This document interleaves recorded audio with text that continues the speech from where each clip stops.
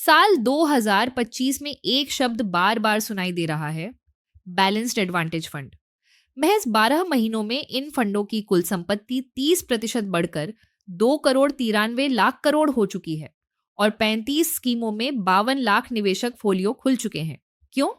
क्योंकि बाजार ऊंची वैल्यूएशन पर खड़ा है, बॉन्ड यील्ड आकर्षक है और लोग ऐसा विकल्प ढूंढ रहे हैं जो पूरे पैसे को इक्विटी रिस्क में न झोंके पर कैश में भी न बिठाए। बीएफ होता क्या है? सेबी की हाइब्रिड श्रेणी में ये एक चौराहे वाला फंड है। इसके पास 0% से 100% तक इक्विटी या डेट में जाने की जरूरी आजादी होती है। ज्यादातर एएमसी नेट इक्विटी हिस्सा 30 से 80% के बीच रखती है। बाकी पोर्टफोलियो में वे आर्बिट्राज जोड़कर इक्विटी प्लस आर्बिट्राज को 65% से ऊपर रखती हैं ताकि टैक्स स्टेटस इक्विटी फंड जैसा बना रहे। डायनेमिक रीबैलेंस का फ्लो, जब मॉडल को लगे कि वैल्यूएशंस सस्ते हैं, फंड इक्विटी बढ़ाकर डेट घटाता है। बाय लो वाला कदम, जब कीमतें महंगी दिखें, इक्विटी बेची जाती है और डेट या आर्बिट्राज बढ़ता है। सेल हाई से गिरावट का बचाव। मिड रेंज में फंड एक न्यूट्रल संतुलन रखकर कैरी कमाता है। हर एएमसी के फॉर्मूले अलग हैं। कोई सिर्फ पीईपीबी देखता है तो कोई मोमेंटम या मैक्रो संकेत भी मिलाता है। 2025 में सुर्खियों में क्यों?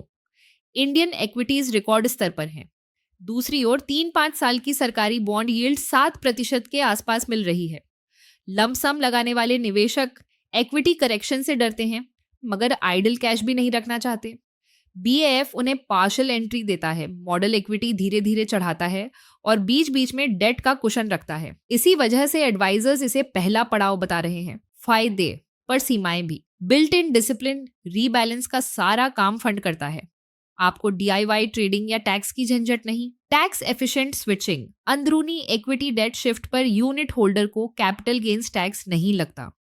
Smoother ride, large cap funds के मुकाबले स्टैंडर्ड डेविएशन और ड्रॉडाउन अक्सर कम पाया गया है। जीरो रिस्क नहीं, इक्विटी 80% तक जा सकती है। तेज सेल ऑफ में नैव गिरेंगे।